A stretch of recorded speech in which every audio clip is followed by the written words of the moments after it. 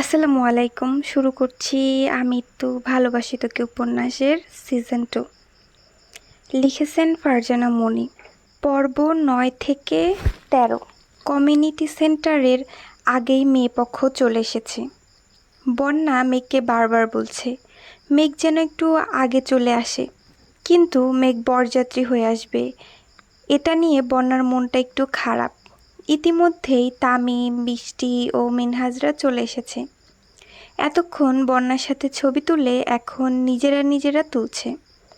সবাই হাসি মজায় ব্যস্ত। একজন এসে বলল বর এসেছে। কথাটা শুনেই বন্যার বুকের মধ্যে থাকা হৃদয় নামক যন্ত্রটা ধপ করে লাফিয়ে উঠল। বুকের ভেতর অস্বাভাবিকভাবেই ডিপ ডিপ করছে। তার এতদিনের জল্পনা কল্পনা পরিপূর্ণতা পাচ্ছে আজ। সবাই গেট ধরতে চলে গেল, কিন্তু এ কি মহা সমস্যা! এখানে বর কে? প্রায় 100 জন যুবক ছেলে একই রকম শেরওয়ানি পরে বরবেশে দাঁড়িয়ে আছে। পাশেই বাড়ির বয়োজ্যেষ্ঠ পুরুষরা পাঞ্জাবি পায়জামা, মহিলারা গাঢ় বেগুনি রঙের শাড়ি, যুবতীরা নীল লেহেঙ্গা, মনে হচ্ছে মেরুন, সাদা, বেগুনি ও নীল রঙের এক টুকরো বাগান। মেয়ে পক্ষ পড়ল বিপাকে। বর কই? বিয়েবাড়ির গেটের শোরগোল শুনে বন্যার বোন বলল, কি হয়েছে? রাকিব বলল, আপু আপনি ভেতরে যান, নতুন বিয়ানদের সাথে আমাদের কথা আছে। বন্যার বোন হেসে চলে গেল। বলল, ঠিক আছে ভাই, আমি যাচ্ছি, কিন্তু বড়দের নিয়ে যেতে দাও। তোমরা দুষ্টুমি করো। বলেই বন্যার বোন সকল বয়োজ্যেষ্ঠদের নিয়ে ভেতরে বসালো। বন্যার ফ্যামিলি ছাড়া আর কেউ তানভীরকে চিনে না, যার ফলে বন্যার মামাতো খালাতো বোনেরা টেনশনে পড়ে গেছে। মিষ্টি, মিনহাজ ও তামিম মুখ টিপে হাসছে, কারণ আগেই আবির ওদের ইশারায় চুপ থাকতে বলেছে। বন্যার এক মামাতো বোন বলল, আমাদের দাবি মেনে নিন আর ভেতরে যান। হঠাৎ বরপক্ষে সবাই একসাথে চিৎকার দিয়ে উঠল, মানি না, মানব না, মানি না, মানব না। সাকিব জোরে বলল, পথ ছাড়ুন। বাকিরা জোরে বলল, বেআইন সাহেব। সাকিব বলল, খিদা লাগছে। বাকিরা বলল, বেআইন সাহেব। সাকিব বলল, বউ আমাদের। বাকিরা বলল, বেআইন সাহেব। সাকিব বলল, তাড়াতাড়ি বর খোঁজেন। বেআইন সাহেব। মানে এখানে বিষয়টা এমন হয়েছে যে ওই যে ইলেকশনের সময় সবাই যে ভাষণ টাষণ দিয়ে ওই যে দল করে ওরকম টাইপের বলতেছে। একজন বলতেছে মানে নতুন নতুন শব্দ উচ্চারণ করতেছে, আর সবাই বেআইন সাহেব করতেছে, লাইক এরকম। পথ ছাড়ুন, বেআইন সাহেব। খিদে লাগছে, বেআইন সাহেব। বউ আমাদের, বেআইন সাহেব। তাড়াতাড়ি বর খোঁজেন, বেআইন সাহেব, লাইক এরকম। বরপক্ষের স্লোগানে মুখরিত চারপাশ। বন্যা চুপি চুপি ছাদে গেল। বন্যার তো চক্ষু চড়ক গাছ। এদের মাঝে আমার ভিলেন কই? বন্যার ভালো করে খেয়াল করে দেখল তানভীরকে। সকলের পিছনে আবিরের পাশে দাঁড়িয়ে আছে। হঠাৎ তানভীরের সাথে চোখে চোখ পড়ল বন্যার। তানভীর চোখ মারল বন্যাকে। আবির বুঝতে পেরে মেঘকে নিয়ে অন্য সাইডে দাঁড়ালো। তানভীর এই সুযোগে বন্যাকে ফ্লাইং কিস দিয়ে দিল। বন্যাও তা হাত বাড়িয়ে কুড়িয়ে নিল। এদিকে রাসেল বলল, বেআইন সাহেব, আপনাদের দাবি আমরা অবশ্যই মানব, কিন্তু তার আগে আমাদের একটা শর্ত আছে।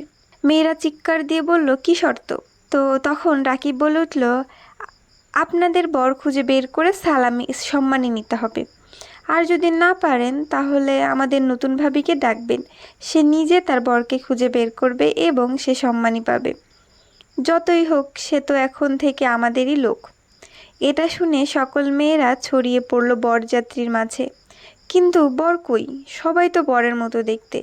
শুধু দূরের এক কর্নারে গাড়ির সাথে হেলান দিয়ে ফোনে কথা বলছে নীল পাঞ্জাবি পরুয়া এক ছেলে। সবাই আবিরের সামনে এসে হাজির। একসাথে বলল, এইটাই বর। আবির ওদের হঠাৎ চিৎকারে ফোনে কথা বলা রেখে অবাক হয়ে দাঁড়িয়ে আছে। মানে আবির হচ্ছে ফোনে কথা বলতেছিল, ওদের এই চিৎকার শুনে আবির অবাক হয়ে দাঁড়িয়ে আছে। তারপর কিছুটা বুঝতে পেরে বলল, আপিরা, আমি নতুন বর না, আমার একটা পরীর মতো বউ আছে। মেয়েরা হতাশ হয়ে হার মানল। তারপর কয়েকজন মিলে বন্যাকে আনলো বর খুঁজতে। হঠাৎ আরিফ বন্যাকে দেখে আবার স্লোগান দিল, নতুন ভাবি, নতুন ভাবি, জিন্দাবাদ জিন্দাবাদ। বন্যা এসে সবার মাঝে গেল, দেখলো একটা ছেলে অন্য একজনের সাথে কথা বলছে। ছেলেটা শুধু পিছন দিক দেখা যাচ্ছে। বন্যা দৌড়ে গিয়ে পিছন থেকে জড়িয়ে ধরল। তানভীর হতবাক, সামনে ঘুরে দেখলো বন্যা। তানভীর মুচকি হেসে বলল, মাশাল্লাহ, আসমানের পরী নিচে নেমে এসেছে। বাকিরা সবাই হই বলে চিৎকার দিল, হই হই বলে চিৎকার করতে লাগলো সবাই। ছেলেরা আবার স্লোগান দিচ্ছে, আমাদের ভাবি জিন্দাবাদ। সন্ধ্যা 6টা বাজে। একটু আগে তানভীর বন্যার বিয়ে শেষ হলো। এখন দুজনকে একসাথেই বসিয়ে রাখা হয়েছে। তখনই মেঘ, মিম, মিষ্টি এবং আরও কিছু মেয়ে একটি আয়না নিয়ে আসলো। দুজনের সামনে রেখে তানভীরকে বলল, বলো তো ভাইয়া কি দেখছো? বন্যা লাজুক হেসে বলল, আমার রাজপুত্র, আমার ভিলেন। বিয়ে মাত্র 2টি অক্ষরের শব্দ, কিন্তু এর বিশালতা অনেক। যারা এই শব্দের গুরুত্ব বোঝে তারা জীবনে সুখী, আর যারা না বোঝে তাদের জীবনে নেমে আসে বিচ্ছেদ নামক কালো আধার। বিয়ে মানে একটা মেয়ে জীবনের সম্পর্কের সমীকরণ পরিবর্তন হওয়া, আপনকে পর করা আর পরকে আপন। এই মুহূর্তটা একটা মেয়ের কেবল উপলব্ধি করতে পারাটাই আসল। এই যে বন্যা এখন পাগলের মতো হাউমাউ করে কাঁদছে, বারবার মা, বোন, ভাইকে বলছে, আমি যাব না, আমি ওই বাড়িতে যাব না, আমি তোমাদের ছেড়ে থাকতে পারবো না, প্লিজ তোমরা ওদের চলে যেতে বলো। আম্মু, ওই আম্মু, তুমি ওদের চলে যেতে বলো না, আমি কোথাও যাচ্ছি না। বন্যা কাঁদছে, হাউ মাউ করে কাঁদছে। আজ যেন তার চিৎকার কোনো বাদ মানছে না। বন্যার বোন বন্যাকে জড়িয়ে ধরে সেও হাউমাউ করে কাঁদছে। বোন ও বন্যা, বোন ও বোন, তোকে ছাড়া আমি কিভাবে থাকবো? তখনই বন্যার ছোট ভাই কাঁদো কাঁদো মুখ নিয়ে বলল, আপু, তুই চলে যাবি, আমি কাকে নিয়ে ফুচকা খেতে যাব? কে আমাকে চকলেট এনে দিবে? বন্যার কান্না যেন আরও বেড়ে গেল। সেও তার ভাইকে জড়িয়ে ধরে কাঁদছে। তার মা যেন আজ নিশ্চুপ, কাঠের পুতুলের মতো এক জায়গায় স্তব্ধ হয়ে দাঁড়িয়ে আছে। বাবা পাশে দাঁড়িয়ে চোখ মুছছে বারবার। হঠাৎ তার মা জ্ঞান হারিয়ে মাটিতে লুটিয়ে পড়ল। আকস্মিক ঘটনায় বন্যা জ্ঞানশূন্য হয়ে পড়েছে। ছুটে গেল মায়ের কাছে, বলল, আম্মু, ও আম্মু, কথা বলো, তোমার বন্যা চলে যাচ্ছে। বন্যা তোমাকে আর সকাল সন্ধ্যা জ্বালাবে না, ফুচকা খাওয়ার অনুমতি চাইবে না, বারবার বলবে না আজকে খাইয়ে দাও, কাল থেকে আমি খাবো। বন্যার কান্নায় প্রকৃতি যেন ভারী হয়ে উঠছে। চারদিকটা কেমন যেন থমকে আছে, শুধু বন্যার আহাজারি শোনা যাচ্ছে। তানভীর দূর থেকে টলমলো চোখ নিয়ে তাকিয়ে আছে। তার এই মুহূর্তে কিছুই বলার নেই, এটাই দুনিয়ার নিয়ম। মেঘসহ আরও কয়েকজন বন্যার মায়ের মুখে পানি ছিটিয়ে দিল। কিছুক্ষণের মধ্যেই জ্ঞান ফিরতে তিনি বন্যাকে জড়িয়ে ধরে বলল, মা, আমার মা, আমি আর আজকে সামলাতে পারছি না তোকে। তোকে ছাড়া কিভাবে থাকবো আমি? তুই ছাড়া আমার ঘরটা শূন্য হয়ে যাবে। বলেই উনি হাউমাউ করে কাঁদতে শুরু করলেন। হঠাৎ বন্যা তার মায়ের বুকে লুটিয়ে পড়ল। মেঘ দৌড়ে সামনে আসলো, চেষ্টা করলো জ্ঞান ফেরানোর, কিন্তু ফিরছে না। তখনই আবির বলে উঠল, মেঘ, মেঘ, ওর জ্ঞান ফেরানোর প্রয়োজন নেই, ফিরলেই আবার কাঁদবে, তার চেয়ে ভালো ওকে এভাবেই নিয়ে চলি। তানভীর, শোন, তুই বন্যাকে কোলে করে গাড়িতে নিয়ে তোল। বন্যার বাবা বলে উঠল, কিন্তু বাবা। আবির তাকে থামিয়ে দিয়ে বলল, আঙ্কেল, টেনশন করিয়েন না, আমরা আছি তো, কোনো প্রবলেম হবে না। তানভীর বন্যার কাছে এসে বন্যাকে কোলে নেবে এমন সময় বন্যার বাবা দুহাত চেপে ধরে বলল, বাবা, ও আমার অনেক আদরের মেয়ে, দুহাতে ওকে অনেক যত্নে বড় করেছি, তুমি ওকে কখনো কষ্ট দিও না, আমার অবুঝ মেয়েটাকে দেখে রেখো। তানভীর বলল, আঙ্কেল, আপনি প্লিজ এভাবে বলবেন না, আমি ওকে ভালো রাখার সর্বোচ্চ চেষ্টা করব, কোনো অভিযোগ করতে দিব না। বলে তানভীর বন্যাকে কোলে নিয়ে গাড়িতে বসালো। তারপর বরযাত্রী গাড়ি ছুটালো আপন গতিতে, আপন ঠিকানায়। কিছু লোক আগে বাড়িতে ফিরে গেছে, তারা বরণডালা সাজাতে ব্যস্ত। তখনই আদি দৌড়ে বাড়ির ভিতরে ঢুকলো, বলল, বউ এসেছে, বউ এসেছে। কথাটা শোনা মাত্রই মালিহা খান, হালিমা খান, আকলিমা খান, মাহমুদা খান সহ অনেক মহিলারা আজ সামনে গিয়ে দাঁড়ালো। মালিহা খানের হাতে রঙিন এক বরণডালা, যা নানান উপকরণে সাজানো। বউ নিয়ে দরজায় আসতেই তারা বরণ করে ভিতরে ঢুকলো। সবাই আস্তে আস্তে বাড়ির ভিতরে ঢুকছে। তখনই হালিমা খান বলে উঠল, মিম, বৌমাকে তোর রুমে নিয়ে যা, আজ বৌমা তোর রুমেই থাকবে। দরজা দিয়ে ঢুকতেই এই কথা শুনে তানভীরের চক্ষু চড়ক গাছ। তানভীর মনে মনে আওড়ালো, আমার বউকে ওরা নিয়ে কোথায় যাচ্ছে? আবির তানভীর এর কাঁধে হাত রেখে বলল, কি সুমন্দি ভাই, কেমন লাগছে? আমার কিন্তু এমনই লেগেছিল, কিন্তু তখন আপনি আমার পক্ষে কোনো প্রতিবাদ করেননি। তখন যদি প্রতিবাদ করতেন তাহলে আপনাকেও আজ এই দিন দেখতে হতো না। বলেই আবির দাঁত কেলিয়ে হাসল। তানভীর মুখ ভোঁতা করে দাঁড়িয়ে আছে। ঠিকই তো, যেদিন মেঘ আর আবিরকে আলাদা থাকতে বলা হয়েছিল সেদিনও কিছু বলেনি তানভীর, কিন্তু আবিরের সাথে মজা নিয়েছিল ঠিকই। আজ একই ঘটনা তার সাথে ঘটল। মিম বন্যাকে নিয়ে তার রুমে বসালো। ভাবলো বন্যা আপুর লাগেজটা নিয়ে আসি, আপুকে চেঞ্জ করতে বলবো। মিম বন্যা লাগেজ আনার জন্য দরজার দিকে যেতেই শক্তপোক্ত কিছুর সাথে ধাক্কা খেলো। চোখ তুলে উপরে তাকিয়ে দেখলো সামনে লাগেজ, সাথে আরিফ দাঁড়িয়ে আছে।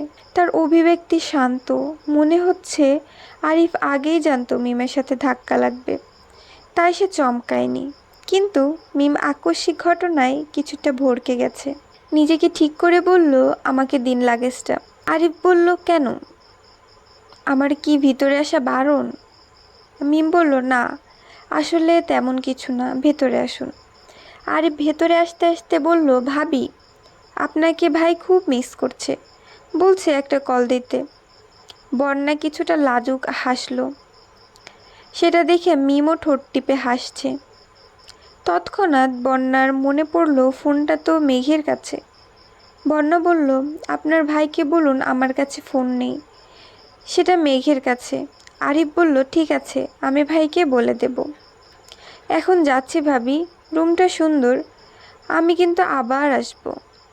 মিম কিছুটা রাগ নিয়ে কট করে তাকিয়ে আছে আর বলছে, রুমটা মনে হয় তার।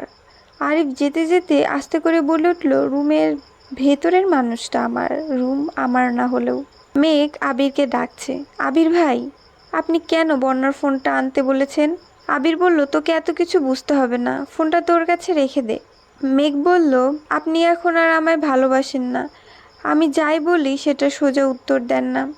আবির ল্যাপটপে অফিসের কাজ করছিল, সেটা রেখে মেঘের দিকে তাকালো। বলল, সামনে এসো, আমার কাছে এসো। মেঘ ভদ্র মেয়ের মতো আবিরের এক কথায় বিছানায় উঠে আবিরের মুখোমুখি বসলো।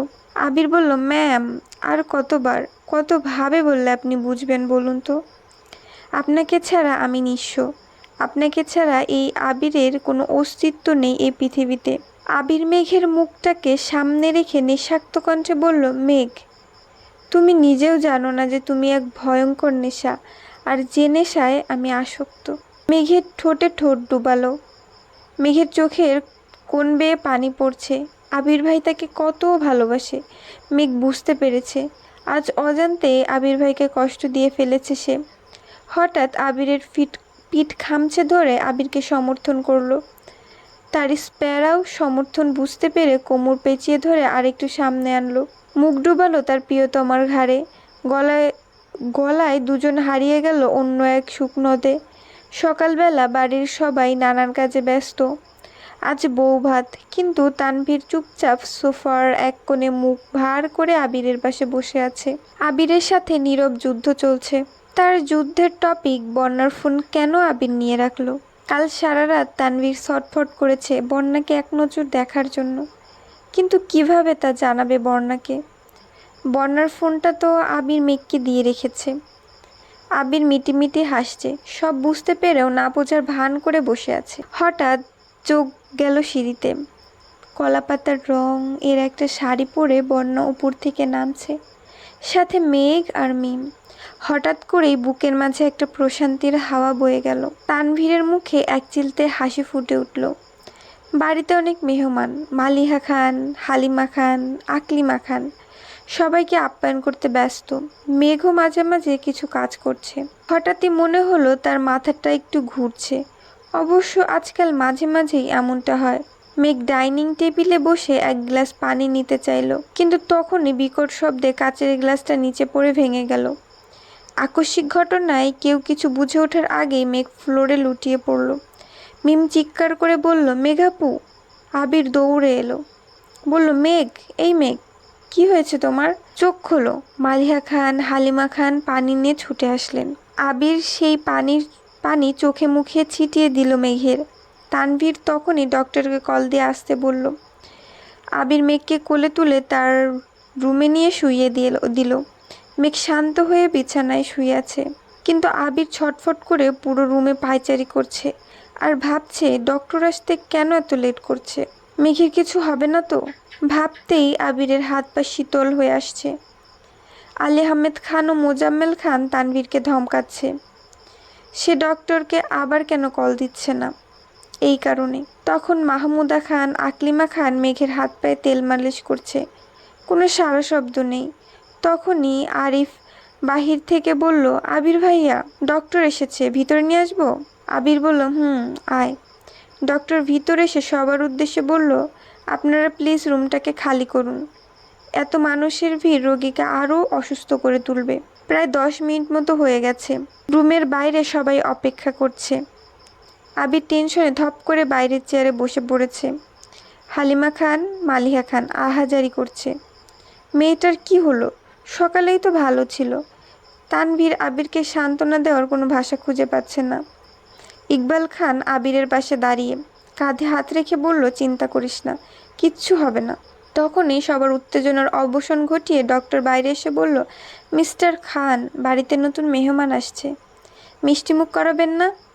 আলী আহমেদ খান নিশ্চুপ, খুশিতে যেন সে ভাষা হারিয়ে ফেলেছে। সে খুশিতে মোজাম্মেল খানকে জড়িয়ে ধরল, কাঁপা কাঁপা কণ্ঠে বলল, ভাই তুই শুনতে পাচ্ছিস? আমাদের ঘরে নতুন মেহমান আসছে। আমার আবির বাবা হবে। আমার মেঘ মামুনির কোলে ছোট্ট দাদু খেলা করবে। তারপর আলী আহমেদ খান জোরে চেঁচিয়ে বলল, তোমরা জলদি মিষ্টির ব্যবস্থা করো, আমি আজকে পুরো মহল্লাকে মিষ্টি মুখ করাবো। তারপর ডক্টরকে জড়িয়ে ধরে বলল, আজ মিষ্টি না খাইয়ে তোকে যেতে দিচ্ছি না। আবির অবাকের চরম পর্যায়ে পৌঁছে গেছে, শূন্য চোখে তাকিয়ে আছে সবার দিকে। সে যেন বিশ্বাসই করতে পারছে না তার ছোট্ট মেঘের কোলে আজ ছোট্ট আহিয়া আসবে। তানভীর আবিরকে জড়িয়ে ধরল, কংগ্রাচুলেশন ভাইয়া, অবশেষে তুমি আমায় মামা বানিয়েই দিলে। কিন্তু ছোট্ট পরি আমায় কি বলে ডাকবে, মামা নাকি চাচ্চু? আবির হাসল। হঠাৎ মেঘের কথা মনে হতেই আবির ভেতরে গেল। মেঘ এক পাশ হয়ে শুয়ে আছে। কাঁপা কাঁপা হাতে মেঘের মাথায় স্পর্শ করে বলল, মেঘ তুই কি আমার কথা শুনতে পাচ্ছিস? আমি বাবা হতে চলেছি, আমার আহিয়া আসছে। মেঘ ঘুমাচ্ছে, তার এখন বিশ্রামের প্রয়োজন। তাই আবির আর সেখানে না বসে বাহিরে চলে গেল। ইতিমধ্যে মেহমানরা চলে গেছে। বন্যার বাড়ির লোক মাত্রই গেল। তানভীর তাদের এগিয়ে দিতে গিয়েছে। খানবাড়ির প্রতিটা লোক আজ খুশি। মেঘ তাদের অনেক আদরের মেয়ে। এক সময়ে দৌড়ে ছুটে বেড়ানো মেয়েটাও আজ মা হবে। ভাবতেই খুশিতে মনটা ভরে যায়। আবির রাকিবকে ফোন দিয়ে তার ছেলে ও রিয়ার খবর নিল। অবশেষে মেঘের অসুস্থতার কথাও জানালো। রাকিব তো মহা খুশি। রাকিবের হাত থেকে জান্নাত ফোনটা কেড়ে নিয়ে বলল, ভাইয়া, আমরা কিন্তু আবারও একটু ট্রিট পাওনা রইলাম। আপনাকে বলে বোঝাতে পারবো না যে আমরা ঠিক কতটা খুশি হয়েছি। মেঘ কোথায়? ওর সাথে একটু কথা বলা যাবে? আসলে ওর শরীরটা অনেক দুর্বল, তাই ডক্টর ওকে অল্প ডোজের স্লিপিং পিন দিয়েছে। গত 2 ঘন্টা যাবৎ ম্যাডাম ঘুমাচ্ছে। ও আচ্ছা, আমি তো এখন হাসপাতালে আছি। আগামীকাল রিয়া ভাবিকে বাড়িতে নিয়ে যাওয়ার পর দেখা করতে যাব। আবির বলল, ঠিক আছে, তুমি সময় করে এসো। এখন রাখছি। সন্ধ্যা 7টা বাজে। মেঘ আস্তে আস্তে চোখ খুলল। শরীরটা অনেক দুর্বল মনে হচ্ছে। ভাবছে হঠাৎ করে এমন মাথা ঘুরছে কেন তার। আমার কি কোনো বড় রোগ হলো? বন্যার ডাকে মেঘের ভাবনার সমাপ্তি ঘটল। ননদিনী, এখন কেমন আছিস? বেবি তুই? ভালো আছি, শুধু শরীরটা একটু দুর্বল, ঠিক হয়ে যাবে ইনশাল্লাহ। বন্যা বলল, তুই কতদিন হলো অসুস্থ? বেশি না, 10-15 দিন হলো। শরীরটা বেশ দুর্বল, মাথাটা বেশ ঘোরায়। আবির ভাইয়াকে জানিয়েছিলি? না, জানানো হয়নি। হঠাৎ আবির রুমে এসে বন্যাকে দেখে বলল, তোমরা গল্প করো, আমি পরে আসছি। বন্যা উঠে দাঁড়িয়ে বলল, না ভাইয়া, আমাদের কথা বলা শেষ, আমি চলে যাচ্ছি, আপনি প্লিজ ভিতরে আসুন। বলেই বন্যা মিমের রুমের দিকে ছুটল। আবির কিছুটা রাগে লুক নিয়ে মেঘের দিকে তাকিয়ে আছে। ভয়ে ভয়ে বলল, আমার তো কিছু হয়নি, আমি সুস্থ আছি। কাজের চাপে মাথাটা একটু ঘুরে গিয়েছিল। আবির কিছুটা শক্ত কণ্ঠে বলল, এদিকে আয়। মেঘ কাঁপা কাঁপা পায়ে বিছানা থেকে নেমে আবিরের সামনে দাঁড়ালো। মেঘ ভয়ে মনে মনে আওড়াচ্ছে, আল্লাহ, আজ আমি শেষ। বিয়ের পর প্রথম থাপ্পড়টা মনে হয় আজকেই খাবো। আল্লাহ গো, বাঁচাও। হঠাৎ আবির মেঘকে কোলে তুলে নিল। তা দেখে মেঘ তো আশ্চর্যের চরম পর্যায়ে। এটা কি হলো? আবির মেঘকে ঘোরাচ্ছে আর বলছে, মেঘ, তুই জানিস না আজ আমি কতটা খুশি। মনে হচ্ছে আকাশের চাঁদ বাড়িতে নেমে এসেছে। তুই নিজেও জানিস না তুই আমাকে কি দিয়েছিস। মেঘ অবাক হয়ে তাকিয়ে রইল। তারপর বলল, আমাকে প্লিজ নামান, আমি পড়ে যাব, আমার মাথাটা আরও বেশি ঘুরছে। কিন্তু আবির যেন আজ খুশিতে পাগল প্রায়। পাগলামি না করে প্লিজ বলবেন কি হয়েছে? আবির বলল, আহিয়ার আম্মু, অবশেষে আমাদের আহিয়া আসছে। মেঘ এ কথা শুনে স্তব্ধ হয়ে আবিরের চোখের দিকে তাকিয়ে আছে। সে যেন বিশ্বাস করতে পারছে না। তারপর আবার বলল, কি বললেন? আর একবার বলুন না প্লিজ। আবির মেঘের কানে ফিসফিস করে বলল, আমাদের আহিয়া আসার সময় হয়ে গেছে। নিজের যত্ন নিও প্লিজ। মেঘের চোখ টলমল করছে নোনা জলে। এটা কোনো কষ্টের কান্না নয়, কোনো বিষাদ ভরা কান্না নয়, এটা হলো সুখের কান্না, মা হওয়ার আনন্দের কান্না। মেঘ কাঁদতে কাঁদতে আবিরকে জড়িয়ে ধরল। আবিরের বুকে মাথা রেখে ফুপিয়ে ফুপিয়ে কাঁদছে আর বলছে, সত্যি আমাদের আহিয়া আসছে, আমি মা হব? আবির মাথা নেড়ে সেই চিরচেনা সুরে বলল, স্প্যারাও। মেঘ আবিরকে আরো শক্ত করে জড়িয়ে ধরে তার বুকে মাথা রাখল। ভালোবাসার পূর্ণতার মাঝে যতটুকু অপূর্ণতা ছিল তাও আজ পূর্ণ হবে। জীবন থেকে আর কিছু চাওয়ার নেই। আবির মেঘকে রেস্ট করার জন্য শুইয়ে দিতে চাইল, কিন্তু মেঘ বলল, আপনি কি ভুলে গেছেন আজ ভাই আর বেবির বাসর রাত? আবির বলল, না, ভুলিনি। আমাকে এখন কি করতে হবে ম্যাডাম? আপনাকে কিছু করতে হবে না, আমি এখন সুস্থ আছি, আমি সব করে নিব। আবির মেঘের দিকে শান্ত হুমকি ছুড়ে দিল, বিছানা থেকে যদি এক পাও নামেন তাহলে আপনার পা ভেঙে গলায় ঝুলিয়ে দিব। Mind it. মেঘ ঠোঁট ফুলিয়ে বসে আছে। আবির মেঘের ফোলা ঠোঁটে চুমু এঁকে দিয়ে বলল, এক শর্তে যেতে পারবি। আমি সব সাজাবো, তুই শুধু পাশে বসে থাকবি। মেঘ ভেঙচি কেটে বলল, ঠিক আছে।